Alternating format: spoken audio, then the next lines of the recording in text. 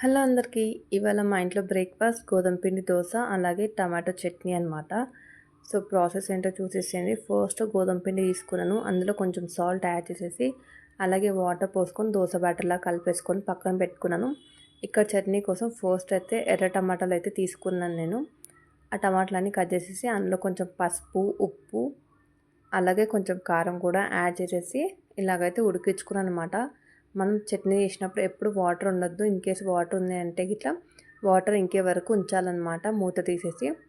So, అదంతా కూడా చల్లారినాక first అయితే పేస్ట్ చేసేసుకొని తర్వాత నేను పోపు అయితే పెట్టేసుకున్నాను. పోపు పెట్టేసుకున్నాక మళ్ళీ ఒక 2-3 మినిట్స్ అయితే ఉడికించుకున్నాను. ఎందుకంటే దానిలో ఉన్న ఎక్సెస్ వాటర్ అన్నీ కూడా పోతాయని చెప్పేసి. ఇక్కడైతే గోధుమ పిండి దోస బ్యాటర్‌లా కలిపేసి పెట్టుకున్నా కదా!